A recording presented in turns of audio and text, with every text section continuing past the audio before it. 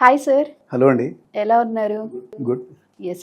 1980స్‌లో 'శివ' అని ఒక మూవీ ఒక మంచి బజ్ క్రియేట్ చేసింది. మళ్ళీ ఆ తర్వాత 'గులాబీ' కూడా అంతే బజ్ క్రియేట్ చేసింది. బట్ స్టిల్ ఇప్పుడున్న యంగ్‌స్టర్స్ కూడా గులాబీ మూవీని ఎంజాయ్ చేస్తున్నారు. సో ఎందుకు ఆ మూవీ అంత పాపులర్ అంటారు? ఇది కూడా మీరు అన్నట్టుగా 'శివ' 89లో ఒక ట్రెండ్ సెటర్ అయితే 95లో ఇది కూడా ఒక ట్రెండ్ సెటర్. అండ్ విశేషం ఏంటంటే ఇది ఆర్జీవి స్కూల్ నుంచి వచ్చిన కృష్ణవంశీ గారే దీన్ని డైరెక్ట్ చేశారనమాట. దీంట్లో చాలా ఫస్ట్స్ ఉన్నాయి, అంటే ప్రొడక్షన్ పరంగా కూడా తీయడం కూడా అలానే సెన్సేషనల్గా తీశారు. ఫస్ట్ అంటే ఇది రామ్ గోపాల్ వర్మ తనే ప్రొడ్యూస్ చేశారు, combination with ABCL Amitabh Bachchan corporation limited తోటి ఈ సినిమా వాళ్ళకి ఫస్ట్ సినిమా తెలుగులో అది తీశారనమాట. పోతే కృష్ణవంశీకి ఒక ఛాలెంజ్ ఇచ్చారు, 75 lakhs బడ్జెట్ ఇందులో తీయాలని చెప్పారనమాట. ఓకే. సో షూ స్ట్రింగ్ బడ్జెట్లో కూడా ఎలాంటి హై క్వాలిటీ మూవీ తీయడం అనేది కృష్ణవంశీని నెక్స్ట్ లెవెల్లో కూర్చోబెట్టిందనమాట. టెక్నికల్గా చాలా పాష్గా ఉంటుంది పిక్చర్. ఓకే. అండ్ స్టోరీ కూడా వెరీ డిఫరెంట్, లవ్ స్టోరీ కానీ చాలా డిఫరెంట్గా ఉంటుందన్నమాట. ఇప్పుడు అన్నట్టుగా అంటే ఈ యంగ్స్టర్స్కి చాలా చాలా కనెక్ట్ అయిపోయింది ఈ సినిమా. సాంగ్స్ అయితేనేది మ్యూజికల్ చార్ట్ బస్టర్ ఇది. దెన్ తర్వాత లవ్ స్టోరీ అయినా చాలా రాగా, న్యాచురల్గా అండ్ కన్వెన్షన్కి కొద్దిగా దూరంగా తీశారన్నమాట. అంటే జనరల్గా హీరోయిన్స్ సబ్డ్యూడ్గా ఉంటారు, ఇందులో హీరోయిన్ కాస్త అగ్రెసివ్గా ఉంటుంది.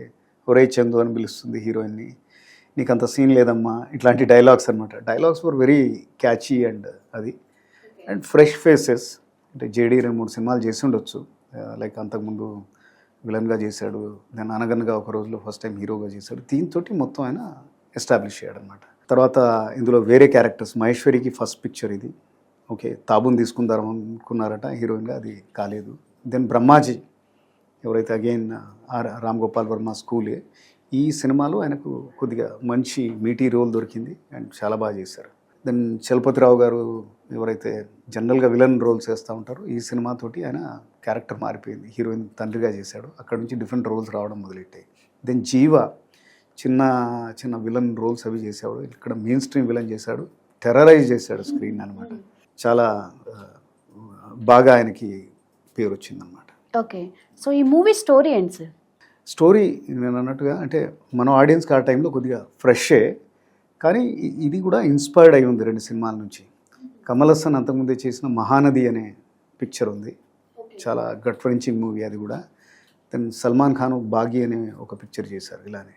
అంటే హ్యూమన్ ట్రాఫికింగ్, అమ్మాయిల్ని ప్రాస్టిట్యూషన్స్లోకి తోయడం, గ్యాంగ్స్ ఎలా ఆపరేట్ చేస్తాయి అట్లా, అండ్ వాళ్ళతో పాటే ఉన్న ఒక ఫ్రెండ్ ఎలా బ్యాక్ స్టాప్ చేస్తాడు, ఈ సిచ్యువేషన్కి ఆయన ఎట్లా కారణమవుతాడు అనేది ఒక ఇంటర్వెల్ బ్యాంగ్ అనమాట.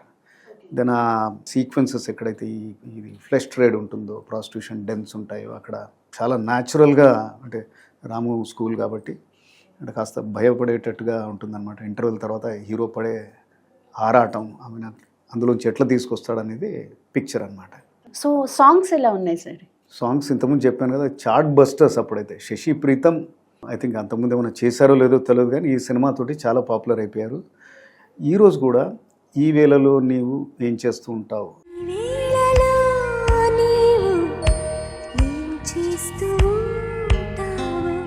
ఆ సాంగ్ ఇప్పటికి కూడా అందరు హమ్ చేస్తూనే ఉంటారు, వింటూనే ఉంటారు. సునీతను ఒక పెడస్టల్లో పెట్టిన పాట ఇది.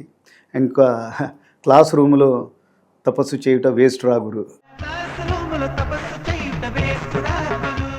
అది యంగ్స్టర్స్కి, కాలేజ్ గోయింగ్ స్టూడెంట్స్కి ఆ రోజుల్లో చాలా చాలా పాపులర్ సాంగ్.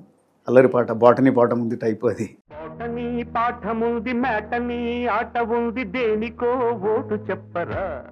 దెన్ ఇంతకుముందు నేను చెప్పినట్టుగా మేఘాలలో తేలిపోతున్నది,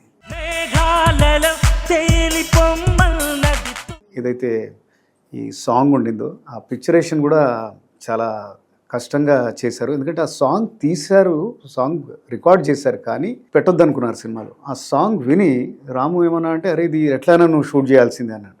సో కృష్ణవంశీ ఫటాఫట్ చేసేసాడు అనమాట.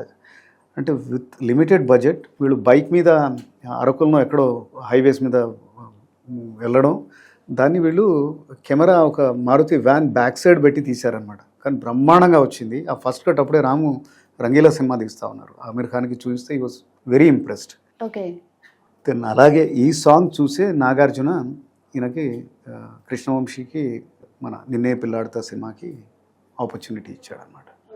So it's sensational film. ఈరోజు చూసినా అది ఫ్రెష్గానే ఉంటుంది. ఎస్